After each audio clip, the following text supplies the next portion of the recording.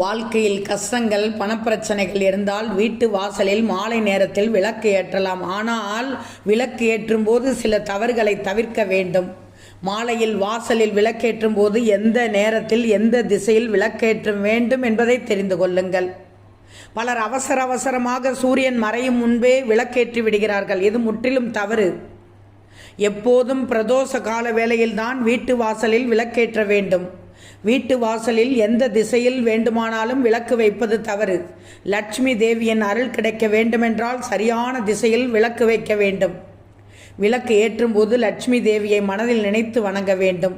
தீபம் எப்போதும் வீட்டு வாசலின் இடது பக்கத்தில் வைக்க வேண்டும். கிழக்கு அல்லது வடக்கு திசையில் விளக்கு வைக்கலாம்.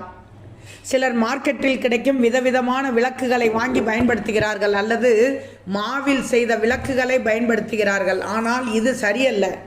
மாவில் செய்த விளக்கை வெளியே ஏற்றக்கூடாது. ஏனென்றால் அது உணவு.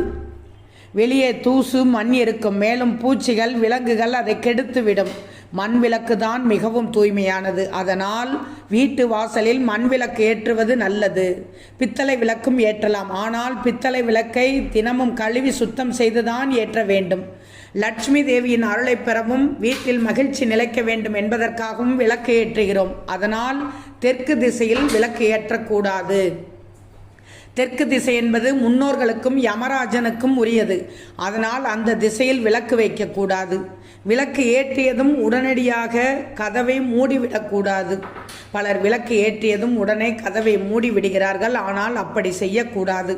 மாலை நேரத்தில் ஏற்றும் விளக்கு லட்சுமி தேவியின் வருகைக்காகவும் நேர்மறை ஆற்றலுக்காகவும் ஏற்றப்படுகிறது. அதனால் விளக்கு ஏற்றியதும் கைகூப்பி வணங்க வேண்டும். குறைந்தது அரை மணி நேரமாவது கதவை திறந்தே வைத்திருக்க வேண்டும். உடனே கதவை மூடிவிட்டால் நேர்மறை ஆற்றல் தடைபட்டு விடும்.